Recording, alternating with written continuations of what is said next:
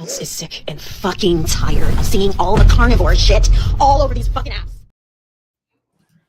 All right, we're live. And we have an awesome special guest today, Keto Five-O, Eric Reynolds. We're just going to get right into it. Thanks for coming on the Meat of the Matter, Eric. We love to have these conversations with like-minded people and people that have done crazy healing. Their path is opened up, and you know, you're on Instagram and you got quite a big following, and we appreciate your time coming on to talk about all things of what you've done specifically. Yeah. And, you know, just have a cool conversation. I'm just going to go here for 2 seconds. There we go. We're good. Now we're live on Instagram as well. Okay. And yeah, man, how you doing, Eric? Thanks for coming on. Doing good, man. I'm still fasting. I worked out today because I had all this nervous energy thinking about the show. So awesome. Even kept my wife away from me. I go, no, I need to be in training shape. So which is hard for a carnivore. You know that our testosterone goes up. So. Yeah, absolutely. Yeah. We have the opposite. We got to work on home, right? I'm at doing a little bit of research on yourself. So correct me if I'm wrong here. So are you still a police officer, or you're a former police officer? No, I retired 6 years ago. 6 years ago. Okay. In 2012, you were shot, correct? Yes. Oh my God. Well, we're going to talk about that. You suffer from heart disease, PTSD. You were severely overweight. I think your heaviest was 245 pounds. About 250 at the last doctor visit, but I think they add weight. Wow. Hang on. Okay, you lost. Let's show the picture now. So we have proof here. We have proof. Wow. So yeah, you can keep going, Mark. We'll just leave that up there let it soak in for a minute. So then eventually you became a health coach. You're looking after people now in this field. And then you also have your own retreat program as well, don't you? Yes, I do. Okay, well, we have so much to talk about, so let's get into it. Let's get straight into it. So we were talking just before we went live, Eric and I, and maybe just if you can just refresh that sort of what led up to this new path. Well, I was your typical guy, battled my weight my whole life. I played football, American football, so you know I was taught to eat a lot of carbohydrates, put on weight that way, and wasn't really taught anything about the ketogenic or carnivore way of eating. So that just carried into my 20s and 30s. And once I was, my mom was a police officer in Miami, she was hustling. So she kind of listened to the food pyramid that they had at the time, right? And I ate a lot of processed food. I was a microwave food kid, a lot of toxins, I'm sure, looking back. But anyways, by the time I got to my 30s and I became a police officer, those habits continued, and even though I trained and was playing basketball 4 times a week and I was a gym rat, I should look like Arnold Schwarzenegger when he was in freaking, remember Conan? As much as I was lifting stuff, right? And I didn't use anything to help out or anything. So it was just always me. And, over the years, I had that incident in 2012, a chase with a bank robber and shots were fired. And I took a shot through the foot and one off my leg. And we ended up putting the suspect down. And, I went through a whole path of PTSD. And then, every time I would go back out there, I was just in this hypervigilant state all the time. And I could never calm down my central nervous system. So drinking, eating bad food, the greasy stuff felt good, and I started blowing up. I didn't know how to talk about it in that world. You can't really go to your boss and say, hey, man, I think I'm going to kill some more people because I'm losing my shit out there, right? I'm sorry. And it's an uncomfortable, way to look at your career. So I kind of internalized it. And obviously, that made me metabolically sicker than I was. And 2016, my buddy Joe Crowder died of a heart attack. He was our canine guy out jogging, great shape. I went to academy with him and I was like, how did that dude die? What's going on with me, right? So that's when I started exploring red yeast rice because of my high cholesterol and how maybe I'll cut back from beer to vodka, and trying to do all these different things, right? So, come about 2018, I found myself like in that picture on that slip and slide, which that kind of hurts when you're that size hitting the slip and slide. 170, I could slide right down that thing right now, but it really was, Joe dying, what was I going to do with myself? I knew the drinking was an issue, but I didn't know the underlying cause really, and I just thought I can cut back calories like everyone else. Right. And then with this guy, he lost 50 pounds and he goes, man, I go, well, how'd you lose 50 pounds, Darren? You're grabbing the rim. He's like a 48-year-old guy like myself at that time. He's like, man, I started doing the ketogenic. And I was like, what? And I didn't understand it. I thought it was CrossFit, some new horrible thing. I always say like lifting tires or chasing them down the hill or something awful. And I looked it up and I started looking at, understanding it, really understanding the fat and, the whole macros and all that stuff. And I was a novice. I mean, I knew how to write search warrants, how to arrest people and stuff, but I didn't know how to read my blood work. I didn't know what any of this stuff meant.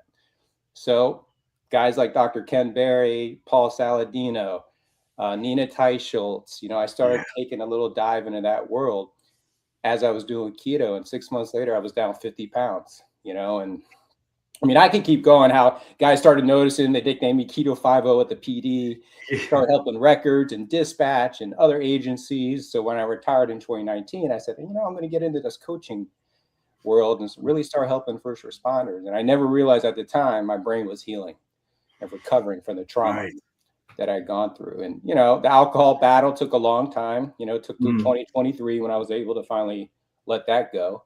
Yeah. And I'm still healing from it. So, I mean, there's a whole world of heavy metals, mycotoxins, Lyme disease. I found out so much with this whole thing and a calcium score that's out of this freaking world. Yeah. I think I'm one of the highest scores around that I've seen. So it's pretty, pretty wild. Let's get into it. What do you want to ask? Man. First, you said something there that I think like it relates to a lot of people in this world, what they think is healthy.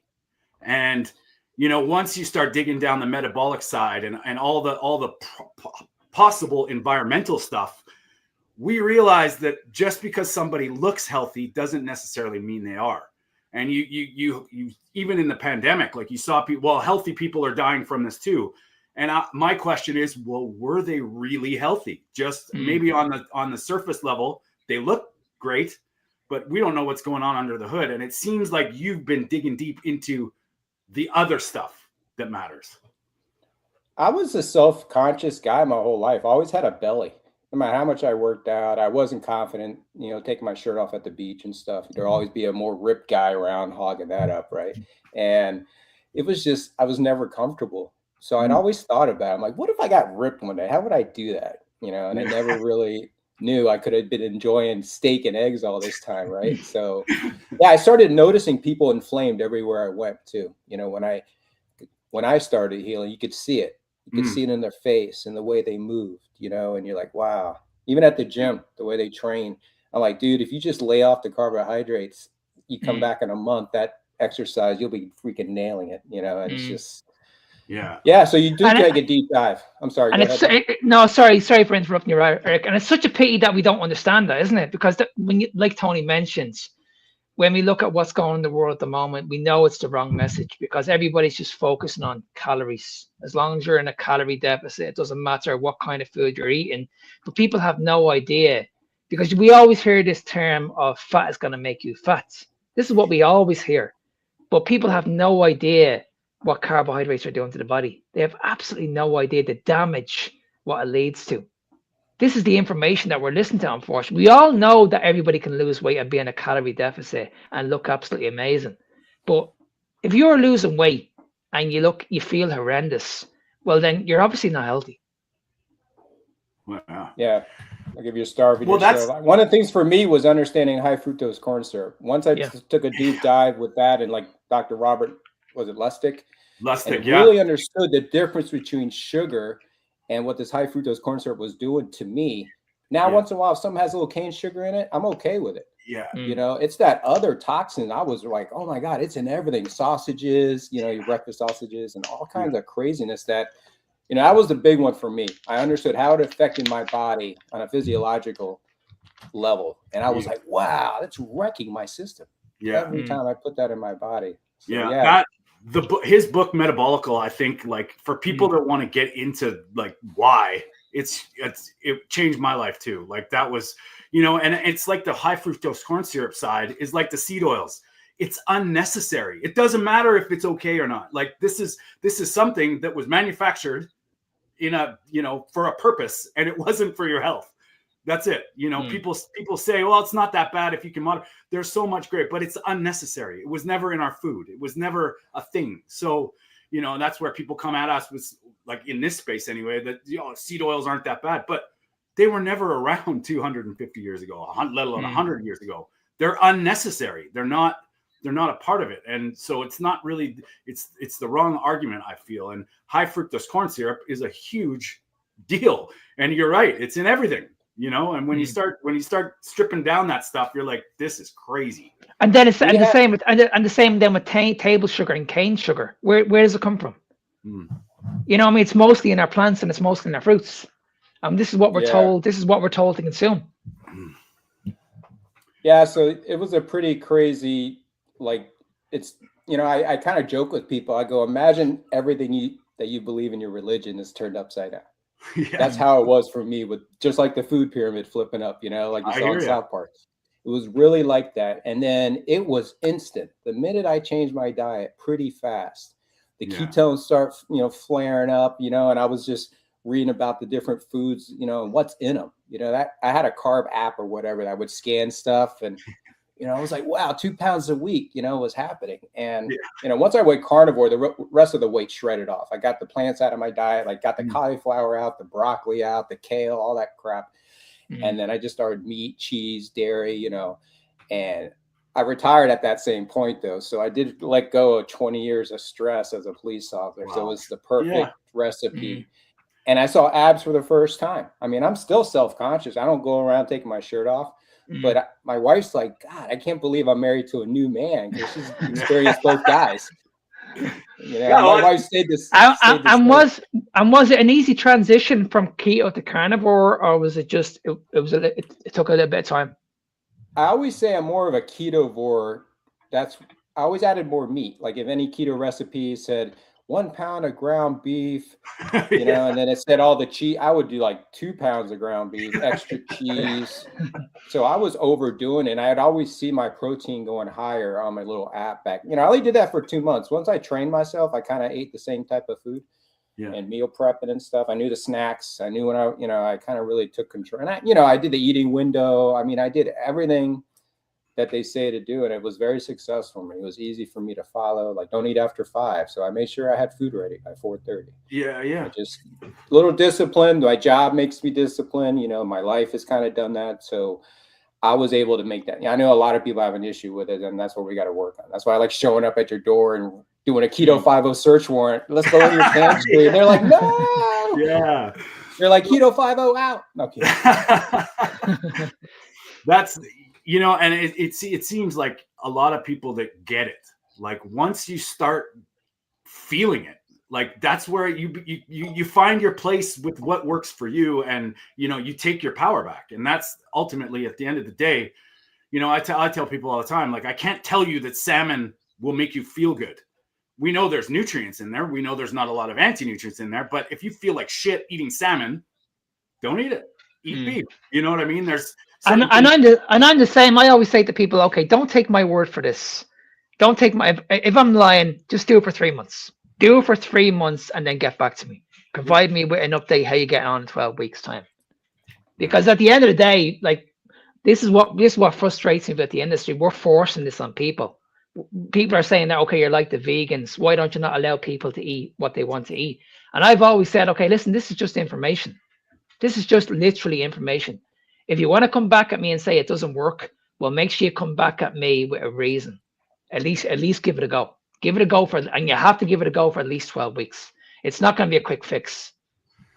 So speaking of quick fixes, Eric, when did you notice like the trauma mind stuff starting to get better? Like, was that like right away when you started keto? Did the brain start lighting up, or was it a little bit later? So I was shot in June of 2012, and I went back to the road 3 months later after I had to go through physical therapy and then, all the pats on the back, but then in the end, you're the one driving alone in a police car, right? Yeah. And every call you're just getting. So I was doing that for about 6 months. And then we had an opening in evidence. Nobody wants to work in evidence, right? First of all, people don't want to be tempted. They don't want to be tied to any missing evidence, right? They don't want to be indicted. And we've had that before at my department. So, matter of fact, one of the evidence before was stealing. So they ended up putting a sworn cop in there to make sure nothing was going wrong. And I was the perfect candidate because I only had 7 years left. I wasn't going to steal anything. I wanted that pension and run, you know, and I did my last 7 years there. So I also had different administrators coming in. Sometimes they didn't want to cop in evidence. So I started getting my up and down on my, oh, I'm going to go back out there. You know, it's like a poor vet that's suffering. He's got to go back to the front lines. You know, I was having this anxiety all the time. And I started looking at therapy, you know, through workers' comp, and ended up fighting with the workers' comp lawyers. Even though I got shot and killed a guy, they still gave me a hassle about seeking therapy. And I had to cry before a board of lawyers. I mean, it was a shit show. But I did it, and I finally got the therapy I needed. So with a combination of talking to a guy, I didn't need pills, you know, I didn't need medication. I needed to talk. I needed to cry it out, get it all worked out, right? So I was able to do that. And then about 2 years later is when about 3 years later, I found keto. And my doctor was like, just meat? And like, I don't know. Like, he didn't even believe it, you know, but he's seeing me shrink right before his eyes, right? So that's kind of, I would say, the therapy. And then changing my diet at about 2018 is when I started. It was pretty instant. I felt all of a sudden I wanted to work standing up, no longer sitting down. I had this energy, you know, and I was counting my steps. You know, and they're like, calm down, Eric, calm down. The ketones are just blowing my body up, man. I was just, and I knew something was up, and I felt fantastic. That was another thing. All my joints weren't hurting anymore. You know, you lose 50, 60 pounds, all of a sudden, all those inflammation areas start to lighten up a little bit. So yeah, I was fantastic until that calcium test. Well, maybe we should get into that a little bit, because like if you look on Keto Five-O Instagram, that's a pinned one, and it's, you know, for the people that are sort of not in the know, they might be that's horrifying, like that's scary. So maybe you can talk us through that and that situation. So I was going to my regular doctor, right, losing all this weight. Man, your cholesterol, Eric, it's over 300. Really concerned. Your LDLs, you know, like I think at the time it was 230 or something. He's really concerned. And I'm like, man, but everything else is fantastic, right? My inflammation numbers are down. You know, I'm starting to read numbers, you know, figure out what they are. The little, you know, what I didn't know what anything was. Like VLDL. I had no idea. And so I started looking into this stuff. And then he goes, well, there is this test. It's called a calcium test where they measure a coronary calcium or coronary artery calcium. Arterial calcium test. So they scan you and they find out how much plaque you got and see if you're at a risk for a heart attack. So it's like, all right, let's do it. So it was weird though. I had to have his permission, still go pay $125. Yeah, go figure. Right? It's kind of weird. Permission slip, but you still got to pay for it. Yeah. Oh, okay, thanks. So I paid anyways. And a couple of days later, man, my primary doctor, the same guy who talked me into it, goes, Eric, oh my goodness, we got to get you to the cardiologist. I mean, I'm standing in my living room at that point. We're not RVing life yet. I'm still a cop. And he's telling me, I got to get you to cardiologist. It came back really high, like really bad. And I don't know if you guys know, but 0 to 400 is usually the range they work with. Mine came back 1,500. Yeah. So it was like 3 times the highest limit where they say you're freaking at a risk of dying. It's pretty much what my impression was. But I'd already seen some stuff about the hardening of plaque and stuff like that. So I was a little bit skeptical. So I went into the cardiologist and debated with him. Actually did record the conversation. I don't care HIPAA. I recorded it. And and he's selling me on statins and stents, and you got heart disease, and what are we going to do? And I was just like, I don't know, man. And that whole back and forth thing. And I walked out and I was like, I'm done. I'm done with these guys. And then COVID hit. I retired, COVID hit. Never thought about it. Wow. So 2024, was it? Yeah, I'm at a conference and I see the great Dr. Philip Ovadia, you know, this great, you know, I fix hearts. Yeah. And we're shooting the heart in a circle. And I was like, yeah, I had a 1,500 CAC score 5 years ago. And I've been carnivore the whole time. And he's like, I wonder what your number is now. And a couple other people chimed in. And I'm like, man, I don't even have insurance right now, so I don't even know how I get that permission slip. And he goes, I'll take care of it. So he arranged me to get the, this prescription to go get it. Yeah. So I go get it, and I went to the same place I went last time because I try to go to the same place just because for the consistency. For consistency, yeah. And it came back 4,100 in 2024. So then it was like, what is it's freaking tripled. I don't mean to laugh because it's really not funny, but it's like when I kind of know where you're going with this, and it's like, holy shit. I'm like, did you guys add a 0 to that or something? It was just like crazy. Yeah. So, and I've already, I was following like Dr. Stephen Hussey. I've been following like all these different guys that have different perspectives on things. And I knew it was asymptomatic. You know, I knew I'm not up to my level of 25 years old when, huffing and puffing. Yeah. But I know I don't have any issues. You know, I'm not like, oh, I feel a little pain and stuff. So I was just curious. Well, why don't I feel some, or is the big massive one coming? That was the other worry, and I got young boys. I'm like, oh my God, I've seen so many dead bodies in my life. I don't want them to find me like that with like pants down or something. Right. So I ended up getting some different testing done because Ovadia knew my blood work was pretty good, except for, the BS cholesterol. I think my, what was I reading the other day? Like all my inflammation was good. And he decided to go through he wanted to test me for heavy metals and mycotoxins because he's seen a lot of issues also with periodontal issues with his patients. So I did that, and it came back with arsenic, aluminum, and mercury, very high levels. And then it also was Lyme disease, which I never knew. And then I had mycotoxins from a lot of mold, like 8 different toxic molds. I was in the red. Yeah. So a lot of theory is when you're purging your body and you're losing all this weight, you're burning through old cells that are freaking toxic cells. So a lot of that's you're dumping that into your body, I mean, depending on who you ask. I didn't do the right detox protocol. I went and got the mercury fillings taken out, like 6 of them. I had a big mercury reaction where my body swelled up in different weird places. And it was like, I got sicker that year. I think it was because maybe I shouldn't use a doctor that had a garage. I don't know. No, I went to a biodentist, but he was kind of an old guy. So I'm not saying he got it at all. But anyway, so the mycotoxin, I started just really cleaning up my diet. I got rid of the alcohol. I really just started eating a lot cleaner. Got rid of energy drinks. Once in a while I'd grab one, I'm a sucker too. So, but overall, I just really ate strict, my body, you can ask my wife, the sheets, I'd have these weird stains on my sheets. Like my body was just getting rid of everything. And it's almost like it's going through stages. Like it's getting rid of my teenage years now. Yeah. And then it's going to go to my 10-year-old years with the cereal and all that BS came in and Pop-Tarts, and the vaccines, every year you got to get them shots for school. And don't think that's not floating around in your system either, whether you're for it or not. It's still a toxin. Yeah. So all this stuff was going on. So then we get through all that. Let's go get retested again. It's got to go down. It went up to 5,600. Holy shit. So that's 5,600. So I'm all these conferences. I'm sitting in the back. I volunteer a lot. I guard the door, make sure no vegans slide in.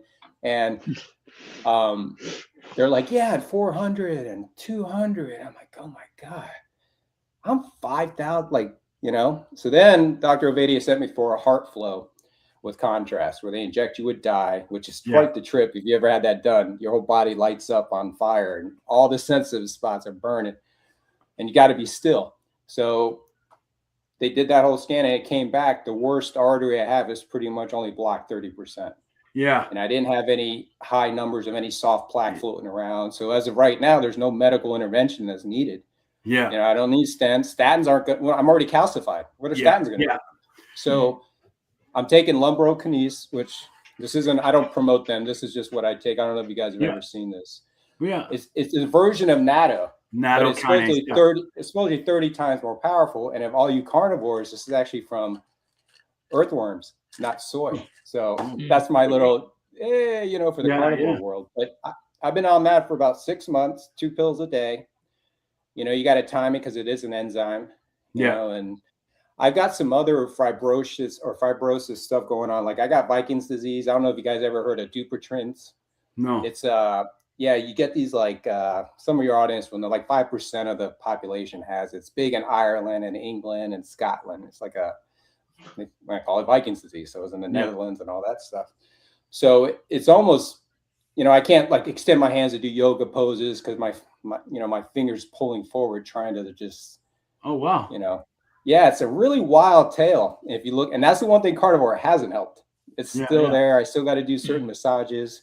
Happened in my late 30s, supposedly related to alcohol and stress and diabetes. So it's all that stuff that probably happened to me when I was metabolically sick and nobody really told me.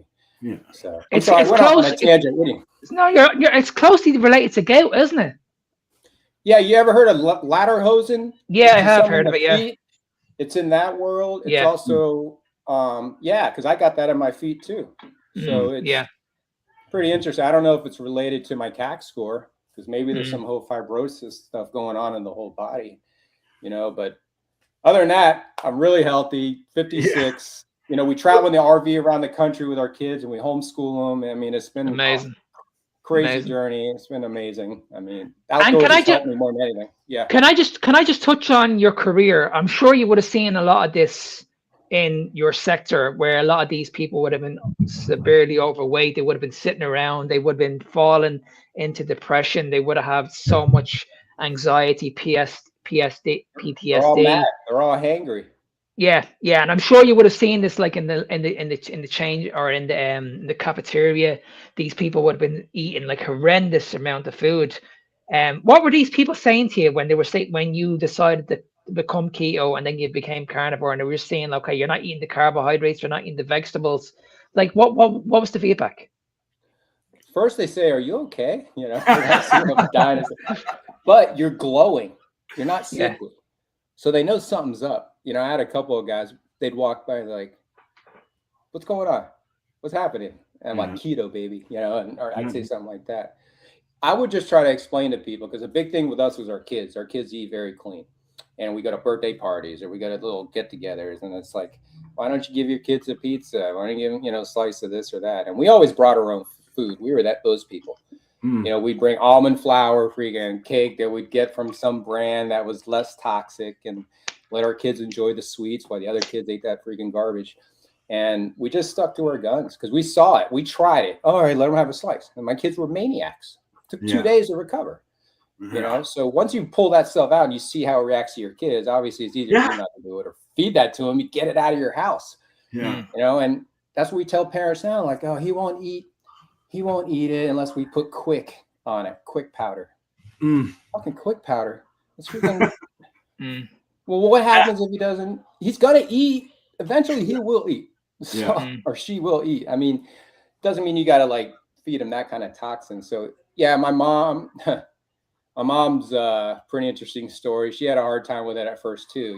It's kind of like that became more precious to us, our food, than religion did, because we were seeing true benefits from it. Yeah, I'm not going against religion, but at the time I was like really strict on, I don't want that stuff, Mom, at Thanksgiving. And she was like feeling embarrassed, like other people were bringing dishes over and we're not eating it. And a lot of people go through that. You found this rebellion from the closest people to you, even though they seek success.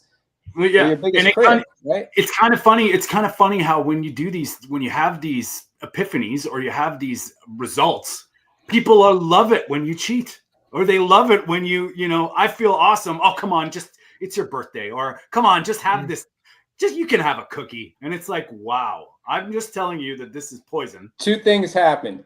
Either they're eating something that they know is bad, and they'll look at you and they'll make an excuse.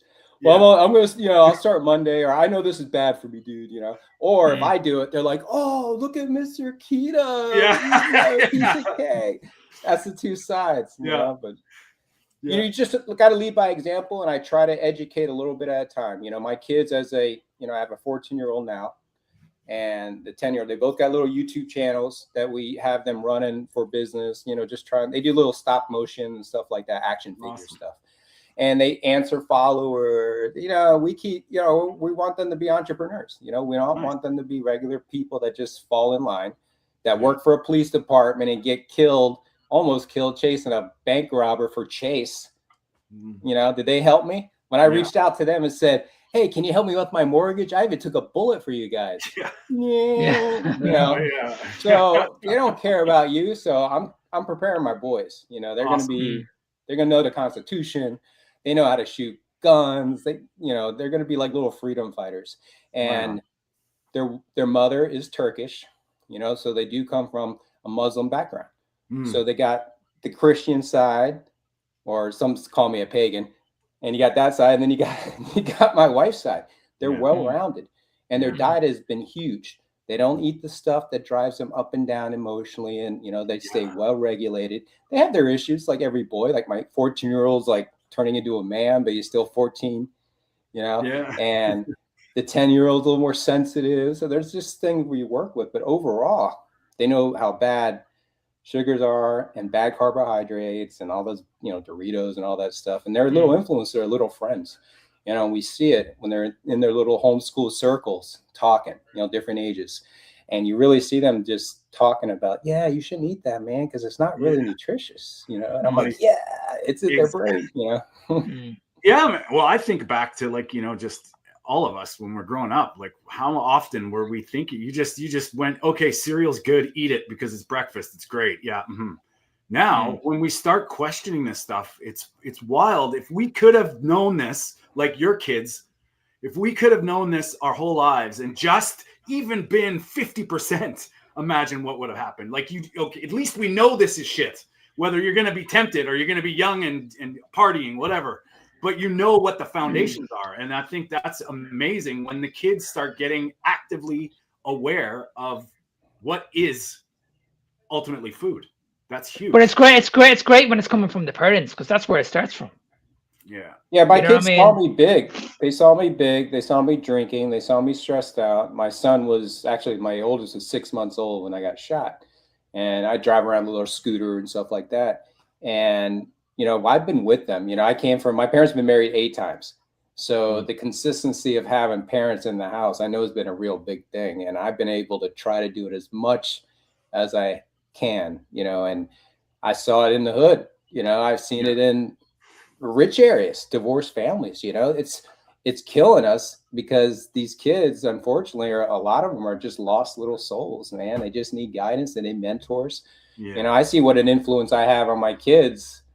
A couple of things I did when I was drinking, things I yelled at, they shot me in the face with a Nerf gun. So I lost my cool. Right. But, you can't shoot a guy that's been shot, so, and I feel guilty of yelling. I think I threw the thing in the garbage and made a big old spectacle of it. And I'm not the only one with Nerf guns. It's like the number one thing triggers a lot of cops out there, these damn Nerf guns. So get them out of the house. Yeah. Cause you're playing, you're getting your heart rate up and then the kid shoots you in the face and you're like, whoa. But anyways, my relationship with my wife, obviously, once I got rid of some of the, it was really like short and quick tempered. I'm still like that on some level, but overall, I'm a lot better, especially with the drinking out. I'm no longer just riding this roller coaster of emotions, and I know what triggers me. I don't feel like you feel like you're more in control now. Yeah, and a guy that any vet or anybody that's seen any type of combat or dangerous situation, you're in a whole new realm now. I no longer we ain't just gonna fight because we disagree. I fight to win now. I fight to kill. And that's another level. That's why I keep myself out of these confrontations. I don't get into it. I try not to. I walk away. I'm like that kung fu dude walking the earth. Like that's ultimately what clarity, wisdom, and controlling yourself does, right? You just know thyself. And I mean, I think that's something that's so undervalued, especially in the keto, carnivore, low carb space. When somebody's brain and nervous system come back into balance, you change and you start to realize. I was the same way. I was a radically emotionally driven my whole life, and all of a sudden this calmness came over me, and it's like, but this is that was a big one for me, because I don't know if you know much about rugby, Eric, but I used to play rugby. And when I used to step on the pitch, I was like an animal. Like, we were hooked on caffeine, we were hooked on a lot of food, and we just wanted to go out on the pitch and kill people. We didn't give a shit. Like, we used to break people's hair, and straight after the game, we still had that aggression. So we used to go out to clubs, we used to go out to pubs, and we were actually going out to start a fight. We were actually going out to start a fight. The amount of times I got in trouble, but with the police, was unbelievable. Like, unbelievable. I'd say every couple of months I had the guards at my door. saying to me that, okay, you assaulted this person. When I look back at it, I'm ashamed at my behavior, literally ashamed. But I didn't know any better, because I was being looked after by the top coaches in the rugby association. So these were telling me what to eat. These were saying to me like, oh, you need to prioritize carbohydrates. We were getting told that we were taking in around 200 to 300, even 400 milligrams of caffeine before we stepped on the pitch. Like, honest to God, we were getting bitten on the pitch, and we wouldn't even feel it. I mean, we come off the pitch like bloodied.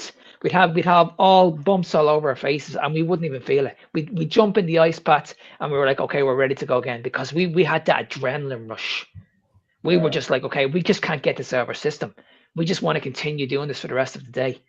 It was really, really bad. So I can understand exactly where it comes from, the police force, especially in I can understand where the PTSD comes from, and the anxiety, because, and I see it in my country at the moment as well. In my country, with the police force, they're severely overweight, and you can see the stress that they're under. They're under enormous stress, but none of them are being looked after properly. None of them. We got to get Keto Five-O over there. Absolutely, we need you over here doing your retreat. We could use a little Keto Five-O in Canada. I'm not gonna lie. Yes, definitely. I mean, yeah, I think that's, and it's funny how we all relate this to a diet, like how drastically it changes your brain, and how the healing, what healing does in a broad, huge sense. Like, it can affect all, like Mark was saying this our last podcast on Sunday. Like, if everybody just went carnivore for 90 days in the world, everybody, it would be amazing what would happen. Like, the diabetes is pretty much gone in 90 days. Shut the world down. Yeah, right. And a lot of companies probably going out of business. That wouldn't be a bad thing either. I want to, if you don't mind, Eric, I want to circle back to the toxin side, like the mold, the stuff. Was that Dr. Ovadia that sort of directed you into that? Because I've done a lot of research into chronic inflammatory response syndrome caused by mold and toxins. And I think that's a missing link with a lot of people that are stuck.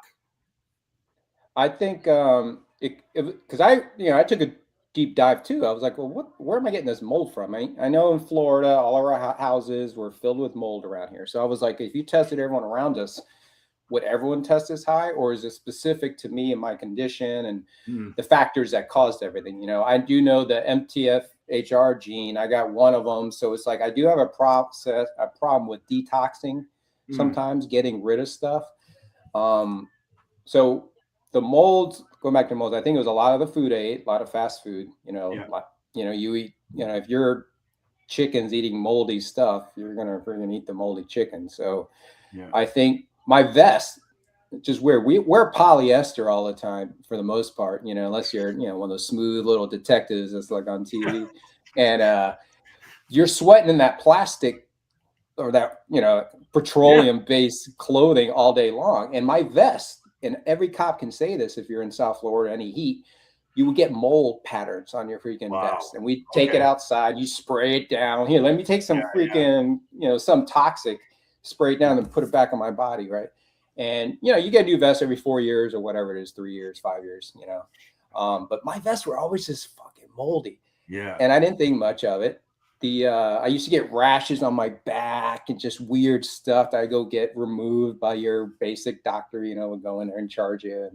And I never knew that I was, probably suffering from those kind of toxicities, but I don't really know if it, I was in the evidence room for 7 years, right? Well, guess what's one of the most moldy places in our whole PD? No doubt. Dank, I'm breathing all that stuff. So that could have been a factor. And then they moved a new PD, so now that old one's not around. So I can't even go back in there and say I'm going to do a test sample. Yeah, no doubt. So I don't know where else it could have come from except my diet, the environmental.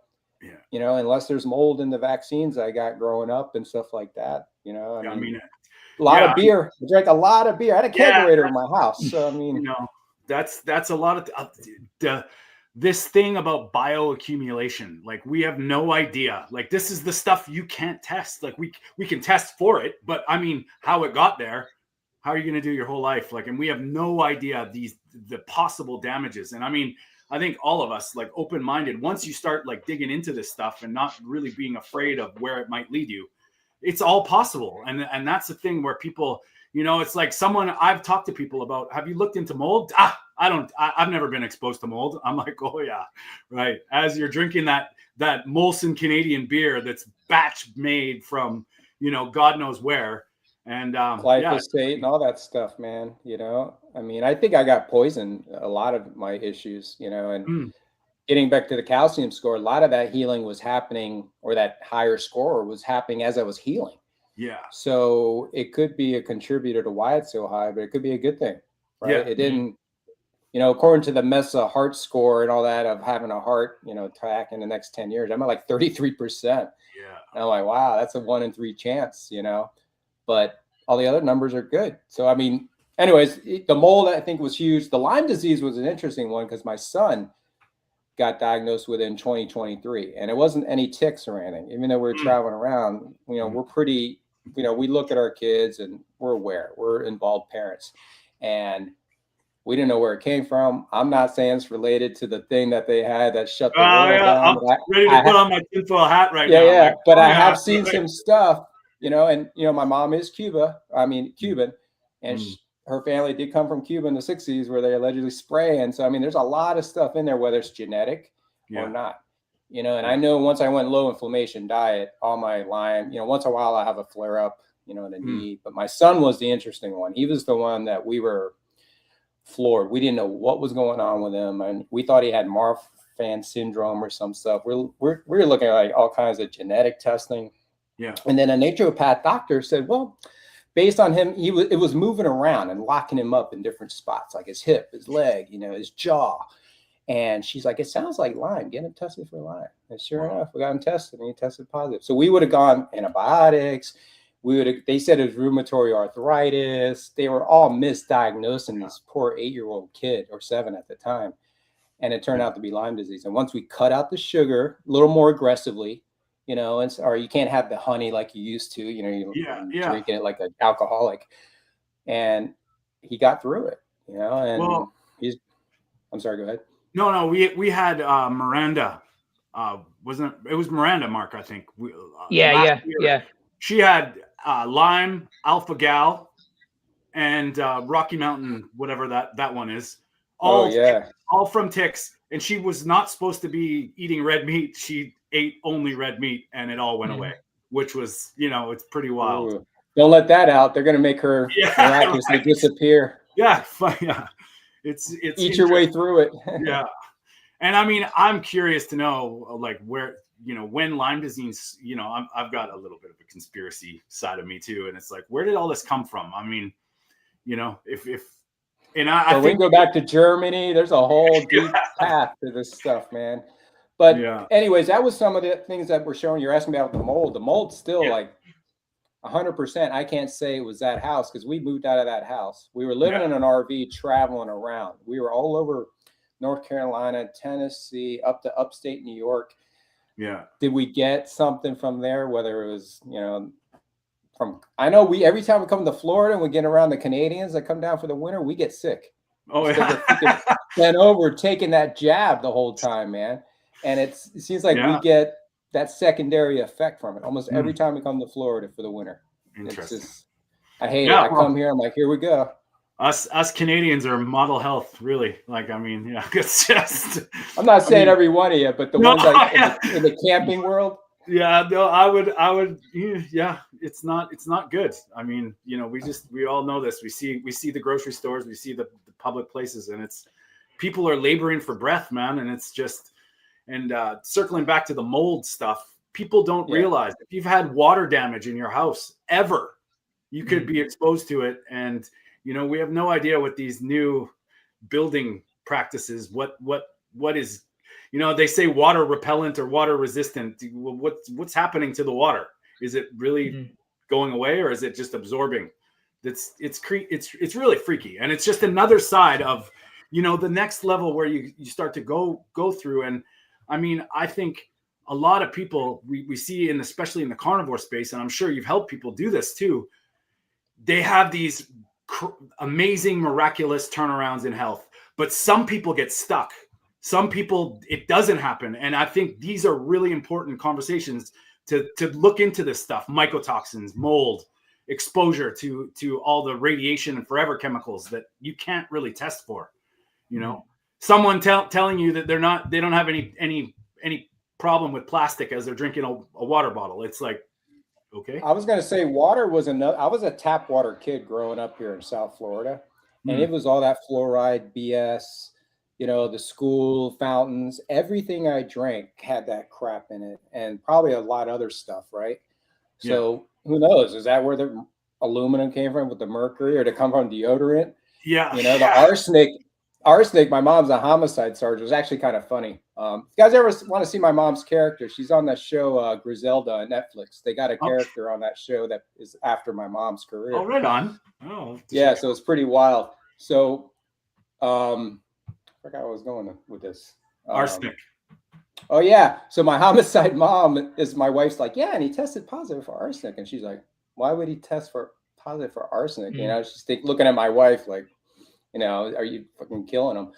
And I think that's another thing that was part of the soil. It's in brown rice. What's brown rice turned into? Food. All McDonald's, when everything you get that has brown rice in it. Yeah. I was a kid eating Pop-Tarts with my cereal. Yeah, this is great. Well, maybe I'll get your take on this. Right now, I just saw something on social media this morning. It popped out, and they're recalling. Was it Pizza Pops or Pop-Tarts? One of the two, for like heavy E. coli. That was it. It was Pizza Pops with E. coli. And they're saying how many people got affected. And they did a full recall on these Pillsbury Pizza Pops. And then they did a comparison with the jab. And they're like, this got recalled and this didn't. And they're telling you that this is safe. It's pretty wild. So, wow. Yeah. When I was a cop in the 2000s, when I started right in 2001, that's when the opiate crisis was about to really catch fire. So my whole career was nothing but drug overdoses and McDonald's drive-thrus, old people dropping dead left and right, Alzheimer's, dementia, everything exploded in my 20-year career, especially in South Florida. I mean, we looked for old people that couldn't find their way all the time. Unfortunately, we'd find them in lakes dead, or they drive a car through an intersection. And it was just not a good time. But as we're doing these investigations and, your poor old guy passes away in his place, you're seeing all the amount of medications that we have to document in a report. You got to turn into evidence. You don't want the grandkids stealing all the freaking, narcotics that's mixed in. So I remember writing all the time and my hand cramping up. All these weird, and I'm like, this is what's killing all these people. And I wasn't even thinking pharma is evil. And then we started busting a couple of pill mills, where we found doctor pill shopping. And then we had massage parlors with these dirty doctors. And it just turned into, I hate those guys and I'm coming for you. If I can get RICO laws on all those pharmaceutical companies, they need to go to prison because they've had the evidence that they're killing people. And they let it slide for profit. And they know it. And all those houses that no one occupies, all those neighborhoods, they're all invested, whether it's stocks or some. They all got blood on their hands, man. I'm from go ahead, sorry. I'm from Vancouver, man, and there is a fentanyl problem here, and it ain't Canada, right? And it's really, really freaky where all this money is coming from. Nobody can afford a house in Canada anymore. Nobody can afford, but yet there's buildings going up with nobody living in them. I wonder where that is. Yeah. Same here. Same problem here. Yeah. Maybe it's a clinic for Somalia or something. They're trying to help people. Well, they got the cash, right? Like they just leave with whatever they want, right? Oh my Lord. Well, now these files came out and everyone's in hot water from Peter Attia. I saw your post on that. Maybe we could talk about that. Let's go into a little bit deeper into that. Throw some shade to the Peter Attias. What the hell is that? I don't know. Mental, crazy. Well, you always have someone you talk to a couple thousand times that used to be as a rapist or something. Hey, $60,000 a year though, or whatever he was. I heard he was making off of Epstein. So wow, Jesus, all for what is it? LP Appleby. ApoB for his big claim. All I had to see was the one quote where he said, women or girls are low carb, and it was just what he had said in it was just, and I'm like, this dude. Unbelievable. So, they got their hands in everybody. They got it in everything. Institutions, food, beverages, politicians, government, churches. They got everybody. And it's funny because people say, "Oh, just get over it. It's no big deal." But when it is a big deal. Like it is. We just want to know what's been done. And now look at this. Like the Drive podcast, Peter Attia. I've always felt that he's very arrogant and sort of as a matter of factly doctor. I don't really. I listen to what he says, but I'm kind of more turned off by how he says it and how he's so. So it doesn't surprise me that he's dealing with these elitist freaks, and nothing seems to surprise me anymore anyway. But it's creepy. It's creepy. What do you think, Mark? Oh, it's honestly, it's extremely worrying, in my opinion. If this is the people that we're listening to, and then these stories come out, it just goes to show you who we're actually listening to. Yeah, and that's why some of these events where you get together and you're all hanging out with people like us, and we're all like kind of like-minded, and we know that the key to thinking straight is usually nutrition, right? Yeah, and we can all at least have sensible conversations. Exactly. Cool, and we can disagree, be like, there's nobody shutting you down on these podcasts, whereas these people would. These people shut you down straight away. They've been shutting me down. I mean, YouTube and me don't get along. TikTok and me don't get along. It's Facebook sometimes. Now me and Facebook are dancing right now. We're in the same boat, my friend. Like, it's funny how many times I think most of our conversations between me, Mark, and Peter for this podcast is they took this video down. Damn it! Like, what the fuck is going on? You say the big C word, but getting back to the Epstein files. I mean, can I just ask one other thing? What does a PhD even mean in this world anymore? You know what I mean? Like, this is what we hear. Like it's all we have all these health advocates, all these health coaches all over the world. Yeah. They'll always jump on this wagon that I have this, and this, and this. You have all these amazing credentials. You can have as many credentials as you bleed once. We're still in a massive health crisis, and you guys are not figuring this out. This is what it comes down to. Wow, it's not working the way we've been doing it. Never has worked. I mean, how long are these companies in business now? Well over 100 years now, 150 years. Honestly, and we're still listening to the same bullshit.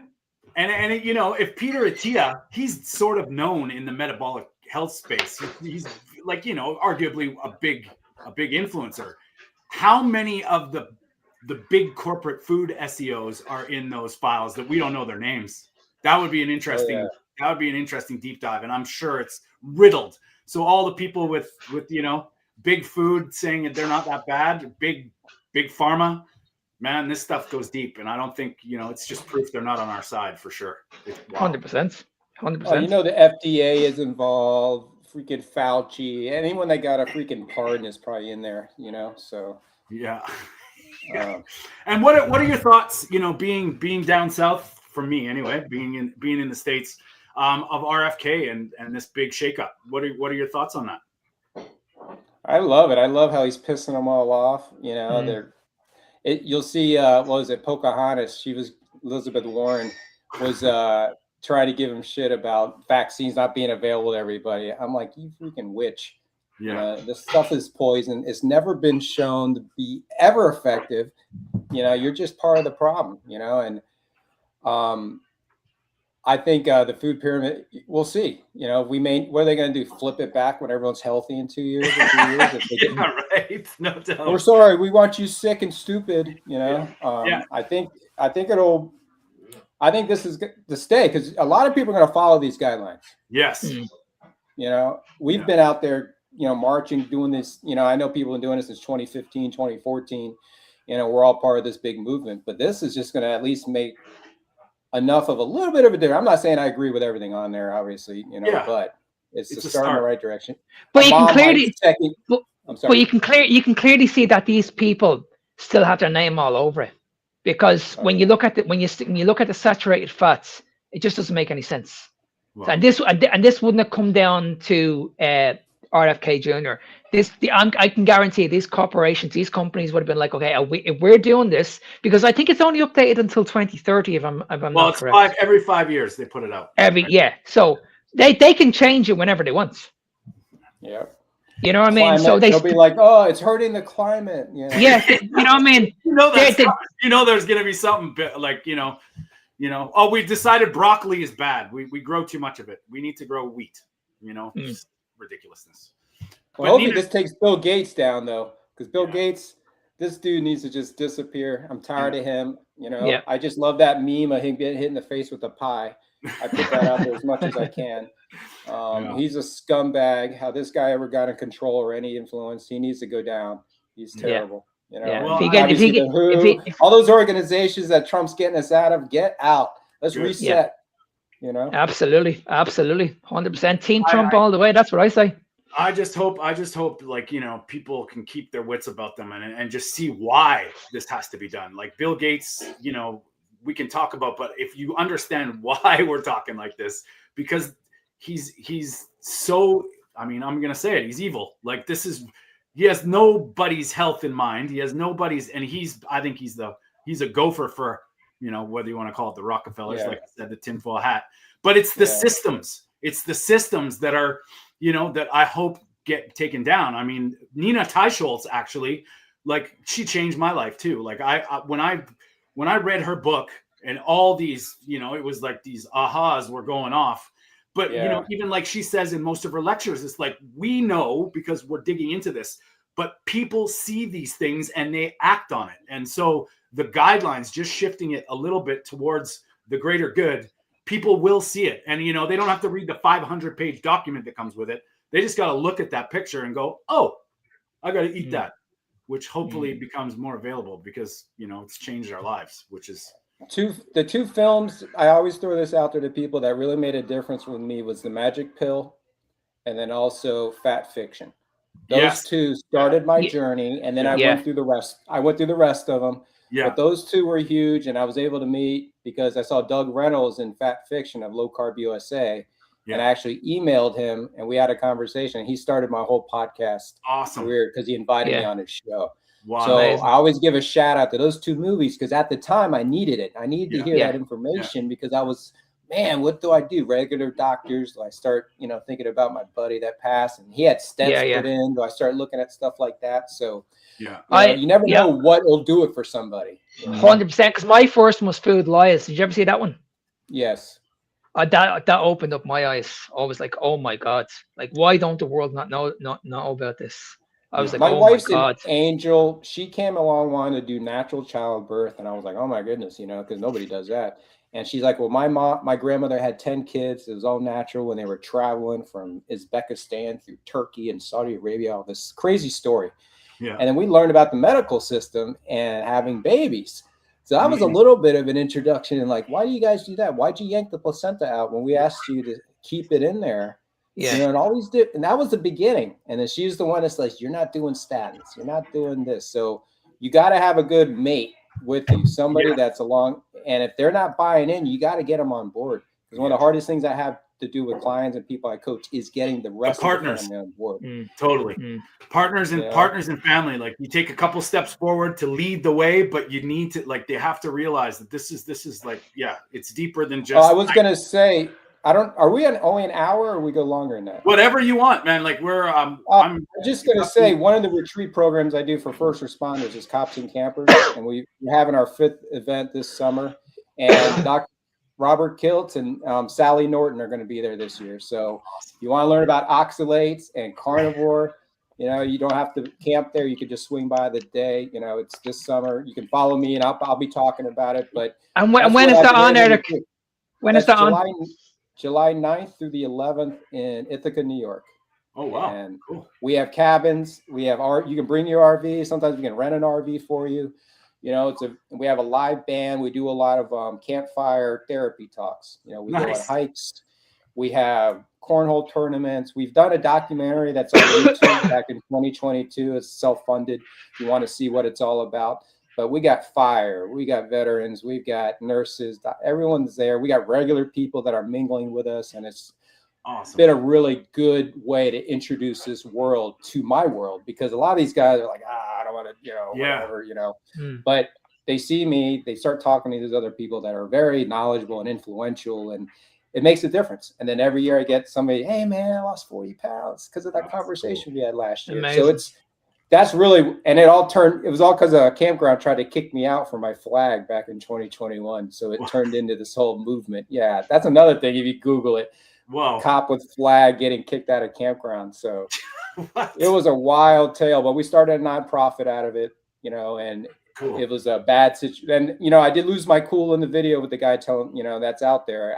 I didn't hide it like they did the Epstein files. It's out there. Yeah. I did lose my cool, but I didn't hurt anybody. And I made the best of it. And that was part of my healing too. I saw how I reacted in a stressful situation, and I don't like being in the red like that.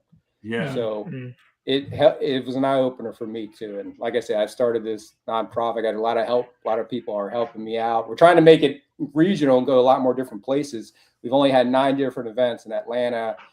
We've had one in obviously Ithaca, New York. So it's been great. Anyways, that's what I'm doing. We're trying to get guys out there, get them healing, get their minds right so they can enjoy their retirement. Because most, over half of us die within 5 years of retirement. Because the stress on the heart, I'm not taking away from any other career, just my perspective. Every day that alert tone goes off, you don't know what you're going to. And that's continuous. Yeah. Is it a cop shot? Is it a baby not breathing? Is it a car accident? Is it somebody just didn't listen to their radio and they're calling them and they're not listening? Yeah. And then you get up here, oh, it's John. He just wasn't listening. Okay. Yeah. Like that. You do that over 25, 30 years, you're killing yourself. And that's what I realized, that it's not worth those last 5 years, when you're hanging on to that pension and make those last few dollars. Are you going to kill yourself with doing that? Well, I think a lot of people don't I'm not minimizing anything here, but they underestimate the nervous system taxation, that fight or flight banging, redlining the whole time, not being able to understand it. And we have no idea how much things affect the individual. I mean, people can be resilient, but your body might be saying something different. And I think that's something that's I was reckless, man, looking back at a lot of judgments I did, not with like arresting people and making stuff up, but with my actions afterwards. Like you were talking about playing rugby, Mark, and you were still on that high.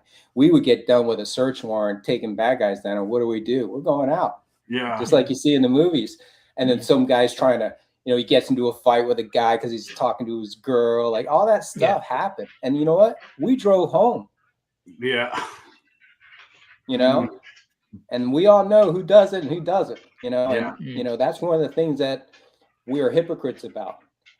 But the problem with the drinking is it's accepted in our world because it's the only escape guys have. They don't let them smoke a joint. They don't let them do mushrooms. They don't let them do, you could take a prescription. Yeah, but then you got to tell your department, and nobody tells their department. So now you're driving around on your freaking Xanny bars. Wow. Wow. So there's a huge problem out there, and that affects our judgment. You're not eating right. You're on medications. You're drinking too much. You're stressed out, and then now you get in a tussle with a guy, and you lose it. Mm-hmm. Maybe you hit the guy a couple more times, and now you're on the cover of CNN. Yeah. Yeah. Well, I was probably on the opposite side of things as far as drugs and alcohol goes. I was, the other side of the law, and it was the same thing. I thought I was fine. I thought I was clear. I thought I was okay and clear until I got sober and got clear and was like, holy shit, out of control. And it's that's crazy. Well, how many cops do you know they're divorced? We start womanizing. I want to do SWAT now. Oh, you need more adrenaline? Okay, cool. How much more? And I've had cops, like, I could write a freaking movie script on some of the stuff I've seen because you can't believe guys are doing this, and it's everywhere, every department. And I know it's the fire departments, and probably, I'm sure the stock market has their issues, and it's just crazy, when you get that adrenaline fix, you need it, so now your regular cop job's not enough. Now you need I'm going to go to strip club tonight. Even though I'm married. Why are you going to strip? Why? So it's unhealthy, bad decisions we end up making a lot, you know, because we're still high and feeling the emotion and we're not taking care of ourselves or managing stress. And this is why we see most relationships break up as well. I believe this is a massive reason also, because this is why they don't find each other attractive anymore, because one person could go down that dark route. They could end up doing something that they shouldn't be able to do. But it all starts on what you're feeding your body. Because I've had this conversation with counselors in the past, and they're trying to talk to these people and give them the information about how to get back on track. But I'm like, surely you need to look at a little bit deeper than this. Why did it get to this stage at in the first place? If these people are eating like processed food on a regular basis, they're eating Chinese takeaway, because this is what I hear all the time. Because I work with couples, and I hear this all the time, that they're getting takeaways at the weekend, and then after the takeaways, they're having arguments with each other. And this is how it starts. This is literally how it all starts. And then about 2 months later, these people are not together anymore. Mm. This guy is going off to strip clubs, or he's doing his own thing, or he could end up doing something, then he ends up in prison, and he doesn't get to see his kids anymore. Like, it's really, really bad. Really, really bad. Wow. Yeah. And then you throw in the job that you're trying to protect people, and all that stress magnifies by 1,000. That's crazy. So I'm glad you're a voice of reason. And you know what? It starts with conversations. And unfortunately, a lot of people out there don't like to get uncomfortable with conversations. They don't like to talk about what's real.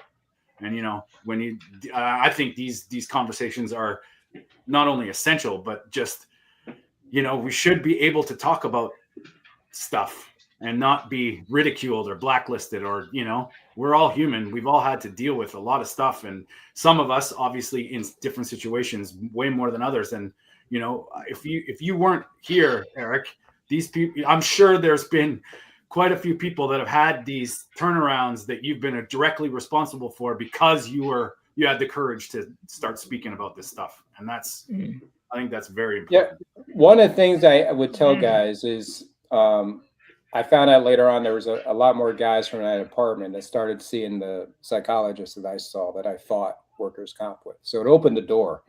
So at least they didn't tell me who, you know, that's all private, you know, but he would say, yeah, there's a few more guys that have come through now. So you got to seek the help, and it's okay. You know, absolutely.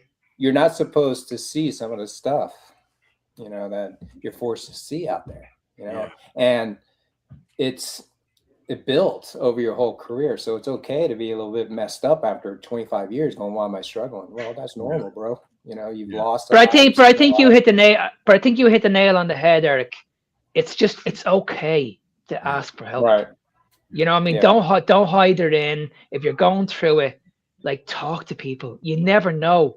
Like, when I put up a video every day, I'm putting it up and I'm saying to myself, this just helps one person. Just one person. If I have a motivational speech that I do pretty much once every month, I'm saying to myself, if this impacts one person's day and it makes them a little bit happier, my job's done.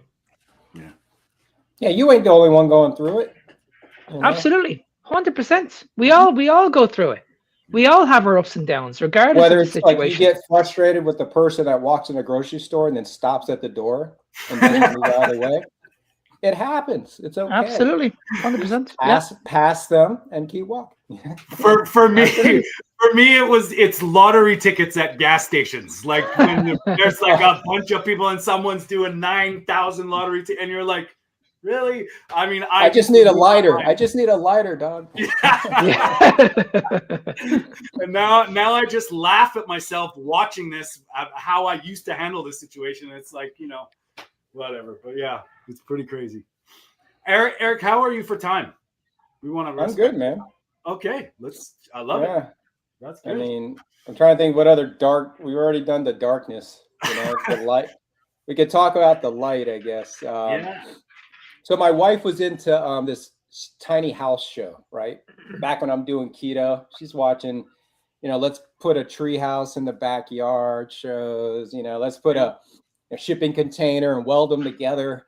And I'm like, this lady's crazy. I'm supposed to be living the dream, right? Jet skis, boat, big house that kills me in my 60s, And I'm like, what are you doing? She's like, man, I really think we should downsize. Like, you could just retire.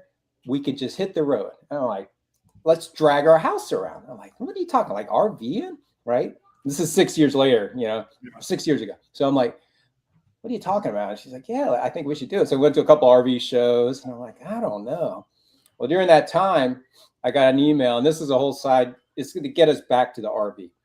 I got an email from 23andMe in July of 2019, and it said, I always get relatives, I was looking at my Cuban history back to Spain, and my dad's side back to Vikings and all this craziness, and it's pretty interesting. So it says in the letter, sometimes I get cousins and stuff like that. I'm like, I got a Cuban cousin still over there in Cuba. Actually, I can look them up now. We might take them back so I can go visit Cuba now. So it said, hey, you don't have to respond to this email, but I was adopted at birth. I know nothing about my birth parents. And I recently did 23andMe because I was curious about my genetics and medical and stuff. And I came back and it said that we're half brothers. Not only that, we're both cops and we both live in Florida. So I thought I was being scammed. All right, you're gonna ask me for money now. You're in a jam in some Tijuana jail or something.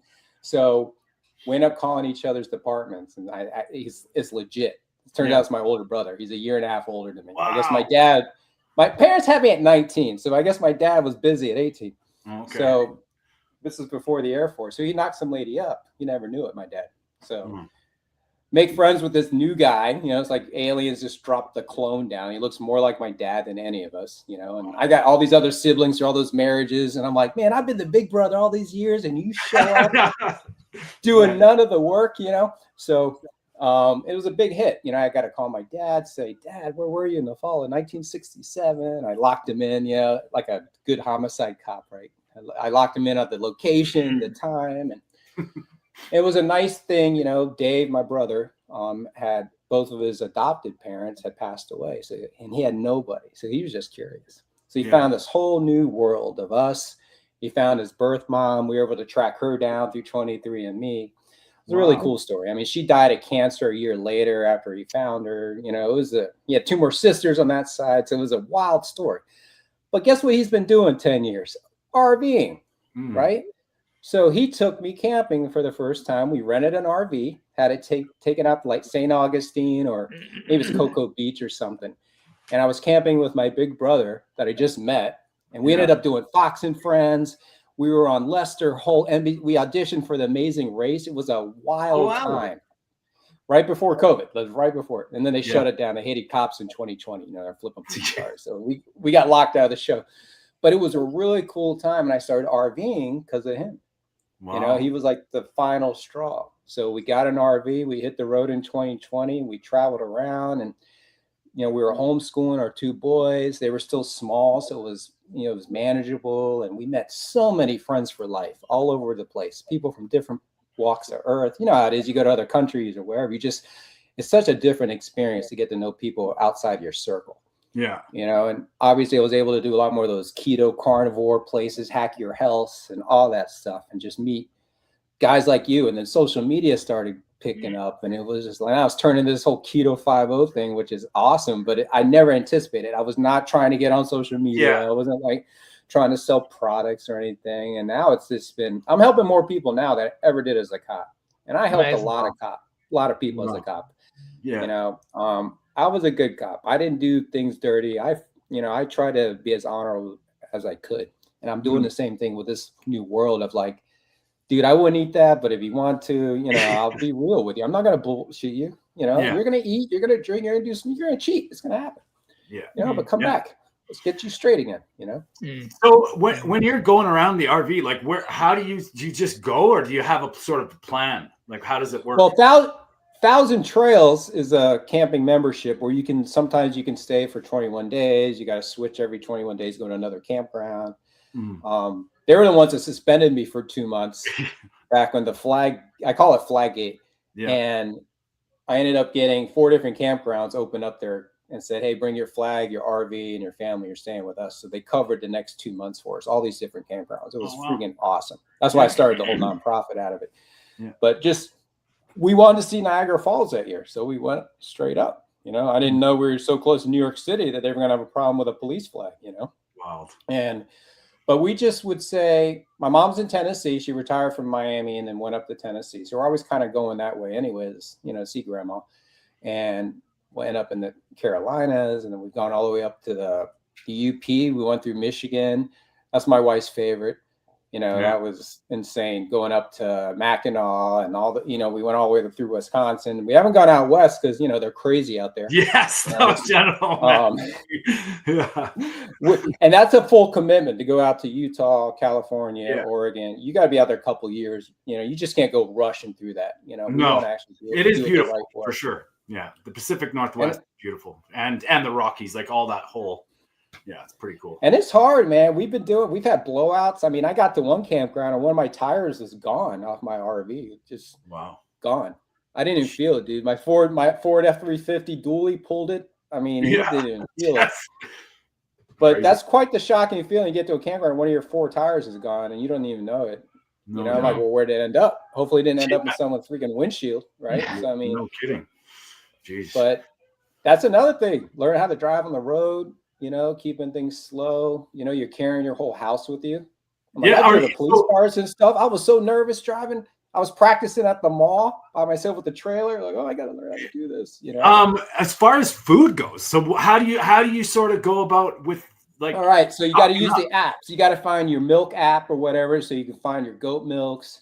You got to use different groups like grass. Like right now, it's a lot easier to find some of this stuff. But back in 2020, 2021. You could find some searches, but farmers markets, we'd find out where the farmers markets are. We'd ask the locals. They say, you got to go to, you know, Thomasville. That's better than Johnsonville. And you go to Thomasville and you meet the grass-fed farmer or whoever's selling the meats or eggs. And you're like, hey, can we come to your farm? Do you ever do? And if they say, yeah, come on out. Well, now you're going to be able to get it probably wholesale for the most part, because you get over there, you learn about the farm, you see if you like it. Yeah. And then they like to share. Like a lot of the small time farmers love that you're interested. Totally. And then next thing you know, you get a dozen eggs, you know, for like freaking $5 instead of paying 7 or 8. And you know where they're coming from. You know, with my son, the youngest, we got to make sure the type of eggs he eats doesn't have soy or corn. Okay. Because he has a reaction to it. Not a bad one, but if he has it too consistent, and when he has a regular, you know, wild chicken running around, he doesn't have a reaction. Yeah, it's crazy. And just his little body's so specific that we can tell. So anyways, you learn a lot of cool stuff that way. We order White Oak pastures from Georgia. They have a veterans discount, you know, and we get it sent to where we're at. Sometimes you're waiting. You're like, man, they said it was Friday at 8 and it's like 9 o'clock and you're waiting at the front for this delivery. But we make it work, man. It's about our health, right? How much stock do you keep? Is it pretty much town to town, like farm to farm, or do you have an extra freezer? We carry a freezer with us, not a gigantic one. I mean, we couldn't put a whole body in it, you know, but we can get about a quarter of an animal in there. Okay. And then we have the inside fridge and, you know, like end of the world talk. It's always like, man, we're just going to have to throw something in here. Yeah. Like grab some cow off some farm and throw it in the back of our toy hauler. It's funny how freezer space becomes like that's the underlying thing for me, because like the first time I had a horrifying experience. The first time I bought a half cow, I lost it because I went away for the holidays and the freezer we lost power in the house. And when I got back, it was like it was like Dexter with these bags of meat and blood, and I was crying. I was like, I just spent this thing. Like it was probably one of the worst things that's ever happened to me in my life. But it made me understand that it's like, okay, you got a freezer, you need a generator, you got to have a backup, and if the world ends, how much are you going to take? It's interesting how the School of Hard Knocks teaches you things, but it was heartbreaking. That whole half cow. I mean, I think I had maybe 2 weeks worth of meat and the rest was gone. And I was like, oh, that was just deflating.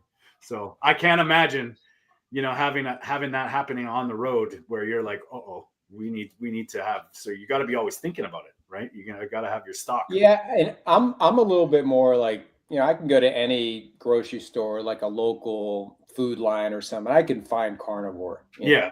Or my wife's a little more strict, and she'll look at things and be like, nah, I don't want to feed them this. And then I'm like, yeah, all right, maybe I shouldn't eat it either.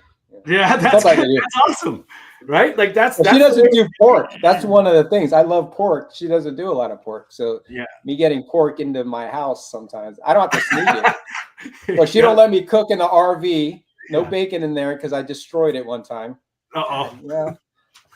Bacon grease, it gets everywhere. What do you think? It does. I mean, that's kind of the maybe if you want to call it like somewhat of a carnivore curse. Like, I mean, man, people walk into my condo or and it's like, it smells like bone broth, baby. Like it's, that's pretty funny. That's one of my go-tos every morning when I have my coffee. I pour some type of protein bone broth in there with heavy cream. Awesome. And, I was a cop for 20 years, so I got to have a little stevia that remind me of the old Dunkin' Donuts toxic coffee I used to have. Yeah. But I never ate donuts in 20 years as a cop. Never did. I always thought I was going to get caught like eating it and turn into a meme, like. And so do you guys cry face? Does your family, do you guys eat plants ever? Do you go to like, if there's a farmer's market and there's some fresh vegetables, do you ever eat that? Or are you guys pretty strict? My wife will do like eggplants. Sometimes she'll do like, she makes her own sourdough bread. Yeah. And I saw that actually on your Instagram, your sourdough pizza. So I was kind of curious. Yeah. Yeah. She'll make that. And I'm trying to think, we'll do cassava pasta she gets from some, she orders through Vitacost and Thrive and stuff. So there'll be sales that are going on, but most of the plants that we do have in it, it's not that avocados and blueberries. I mean, I know it's a plant, but that's more of the fruits and the things. Yeah. We don't do much greens. Mm-hmm. We don't do, we do some potatoes. Mm-hmm. We do some yucca. She'll throw in, different potatoes. It could be red potatoes or yams or something like that. But maybe once a week, we'll do fish and rice. She'll do a little, because the kids like their sushi. So she'll do a little bit of rice for them. I don't do the rice. I feel it now. Yeah. If I have any rice now, it's instantly blow up city, boy. Get ready. I'm taking off. I mean, it's just crazy. I'm the same way. Like, I mean, I feel the difference in the potatoes, like new potatoes, little potatoes, russet potatoes. Like, I feel like they're completely different in my body. Some like cause a little pain in my foot, and it's so subtle, but it's like, wow, this is real. And I do okay with white pressure cooked rice. But if I just boil it, it goes crazy. Yeah, so we pressure cook it. And she'll do that. And like, I just got over a kidney stone, dude, a month ago. First one I ever had. Worst pain of my life. Wow. Everyone that's had it knows about it. I don't have to get into it. But for people, I had an ultrasound done in 2017 because when I was really heavy, I had these fat deposits going on. They felt like little lumps. I didn't know what was going on. So like, I was pregnant. They put me in a freaking chair and they put gel on my belly. All right, Mr. Reynolds, rubbing my big old belly then. And they also did my kidneys. They wanted to do the whole back of me also. And they found a little kidney stone. They go, hey, just so you know, you got a kidney stone on your left side. It's way back in 2017. And then 2026, it came out. And I got it. That's another thing. And I think it's it must be the carnivore diet then, Eric. It must be the carnivore diet. I know, right? It was actually the flu. The flu pushed it out, but it was a great experience. I named it Rocky. It's a little boy. We thought it was gonna be a girl. We had Pebble. But no, so don't be surprised. Part of my whole detoxing thing, there's a lot of weird stuff going on, and I don't know if you guys, if you go from keto to carnivore and you're dropping the plants, the oxalate dumpings that can happen with your body, and purging because your stomach bio is changing. So get ready. And it's still continuing. It's only been 2 years since I quit drinking, and I'm taking a course with Dr. Boz right now about the brain, and you're able to see how long it takes you to heal after drinking and drug use and concussions. And I'm like, man, I drank since I was 18. Yeah. All the time. Yeah. Not every day, but every weekend. Yeah. And then as a cop, every day to calm down, right? So my brain, must have been so many. You probably pick it up like a bowling ball, reach in there and roll me down the aisle. But I know I'm healing. So there's been a lot going on emotionally. There's been some depression up and down, trying to figure out life in general. And then you start thinking about your own immortality, you know, and then you got a CAC score of 5,600 that nobody has. You're like, oh my God, and is today my last day? You know, but, you know, but I get control of it. You know, if I wasn't, you know, mentally stable, or at least, you know, I got the support of my family and I got friends and all that. I mean, that circle has helped me a lot. Even but when you mention healing, Eric, you just need to look at Michaela Peterson. She put up a video there last week. I mean, she's been doing carnivore for what, 8-9 years, something like that. 8 years. And she was something like that. 8 years, and she was strict every single day. She couldn't eat any other foods because it would have had a major effect on her health. But now she's in that position now where she's fully healed. It looks like she's fully healed, and now she's there able to experiment again. It's fantastic. It's amazing. Well, yeah, like I had some steak fries the other day when I had a steak, and they were awesome. But I just know I won't eat like that for another freaking 3 months or something. Yeah. But I think, you know what, you've mentioned a lot of things there that people, for one, people assume healing is easy. For two, they think that it stops. And it's quite often the purging, the body's releasing trauma things in its own time. And I mean, I remember like I was like deep into my Kundalini yoga practice, which is very breathwork, meditation, movement stuff. But what happened was I started purging. I couldn't even stand the smell of myself. And this was like 3 years into my carnivore journey. So I thought it was done. Yeah. Holy shit. There was for about 3 months, I could not even tolerate and I was like, what is going on? And I realized that this is deep stuff that's like purging toxins and poisons, and it went away. Like it was like one day it was like, I'm worried about stepping in public. The next day, 3 weeks later, gone. And it was like, holy shit. And I think that's what, luckily wasn't painful for me in that situation. But I mean, all this stuff that we just assume carnivore heals everything. Well, I think that process is everybody's different. And these are things that we got to purge and eliminate. And I think the body being safe is huge. Yeah. I mean, the biggest one for me was I struggled with an eating disorder all my life. And I didn't realize that it was a food addiction. I had no idea it was an addiction. Hadn't got a clue. But I struggled all my life with that. And not one person in this country could figure it out. Not one. Wow. Not one. And it sounds like you're still like the body's still telling you stuff, Eric. And that's, it's. Dude, I'm purging so much like trauma. There's stuff back to my childhood. I mean, just, I went to 8 different schools. I was a new kid in the middle of a year. Like there's a lot of stuff. I fought bullies, and all this stuff, and football. I played 12 years of football, man. I don't think that freaking brain didn't get dinged up playing that, and I played when you didn't say you had a headache. In the 80s, you lose your job, So another thing that I know we're getting almost an hour and a half here. Look at the past surgeries you've had. I've had a lot of dental work. I knocked my front teeth out a few times. I've had root canals. There's a lot of stuff that they're injecting into your mouth. I've had back surgery, shoulder surgery, wrist surgery. They're knocking you out with medication. Oh my God. Poisons. I just had it's all floating around your body, dude. I just had surgery, and this was what the dentist said to me. He's like, your gums are bulletproof. I've never seen somebody need so much freezing ever. And I'm going like, okay, sure, whatever that means.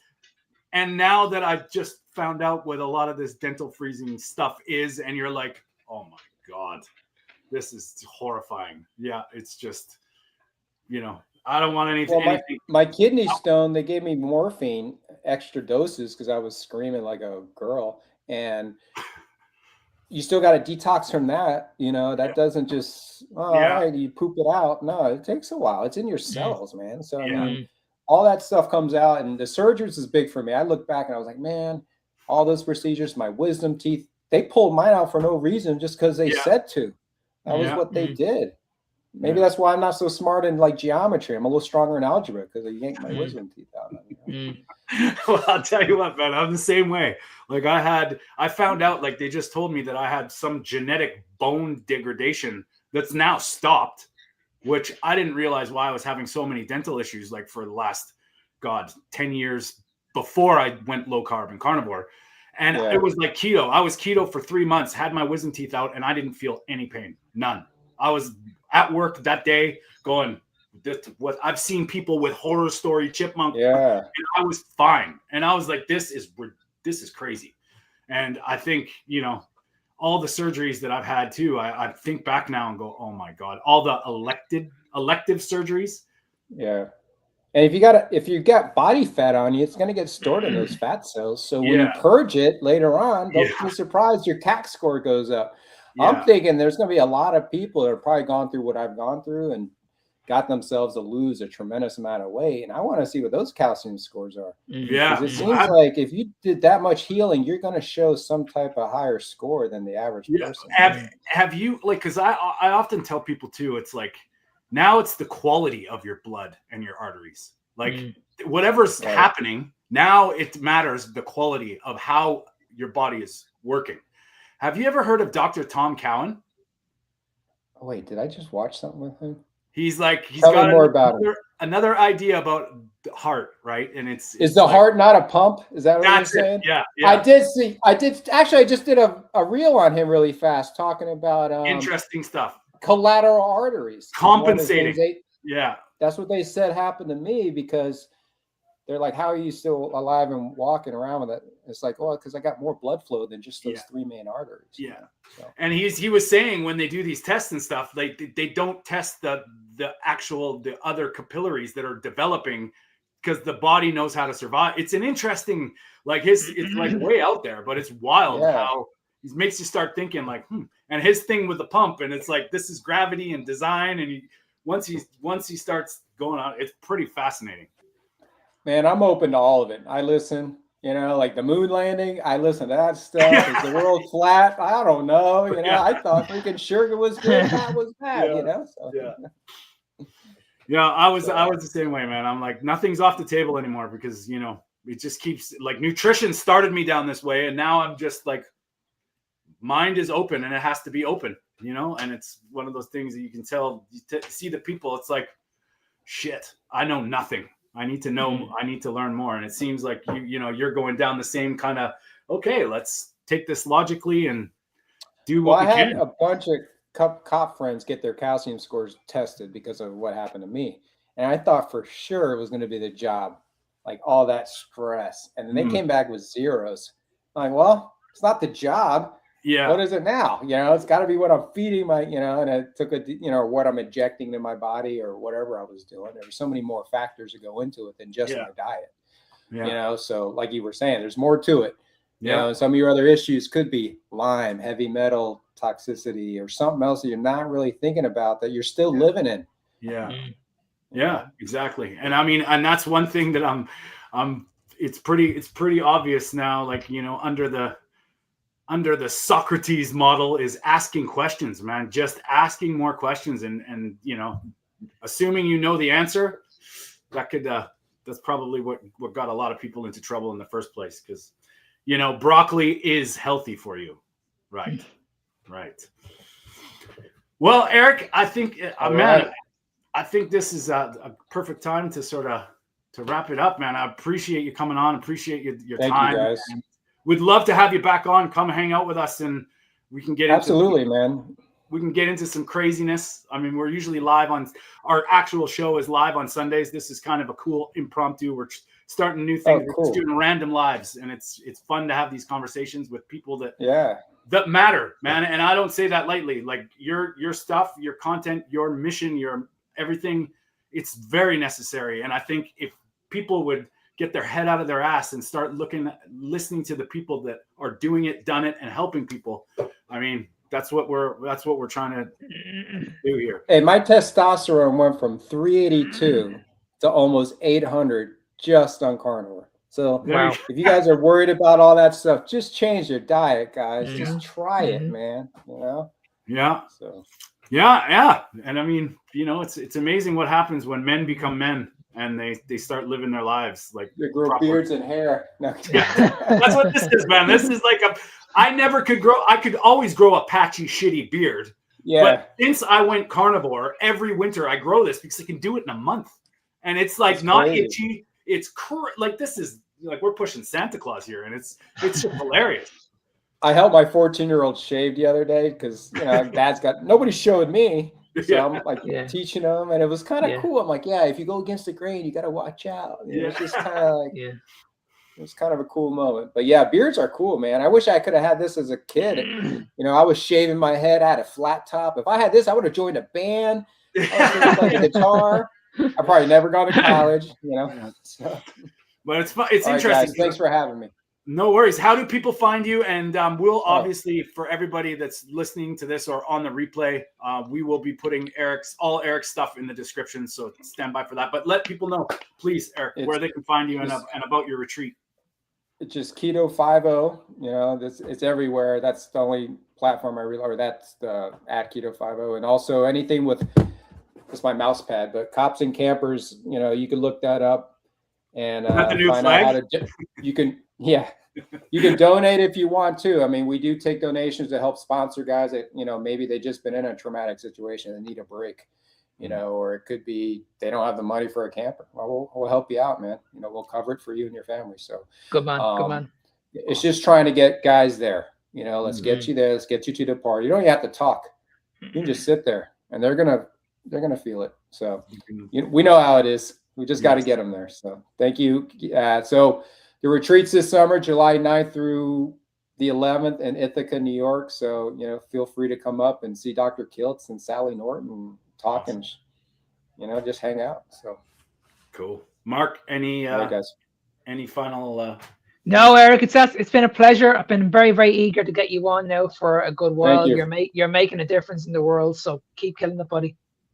All right, man. Keep fighting pharma. Yeah. Yeah, that's it. Well, we'll have to have you back on, and we'll talk. We'll talk. I do not want to hurt myself. I do not want to, go hang myself in a closet. I'm not into that. So. Yes. We are the meat of the matter. We are live every Sunday at 10 a.m. Pacific, 6 p.m. in the UK and Ireland, 7 p.m. in Europe and Netherlands. Peter is probably gutted because he's going to watch this, and he's usually with us, but he's dealing with some family stuff, so all our prayers are with him. And we are going to be live again tomorrow, I believe, Mark, right? With Dr. Jocelyn Farden. Excellent conversations. Really big thanks to Eric Reynolds at Keto Five-O, because we like-minded and a beautiful soul that's in it for the greater good of all of us. Thank you, buddy. Thank you. Appreciate it. Guys. And we will talk soon. Speak soon. See you later, buddy.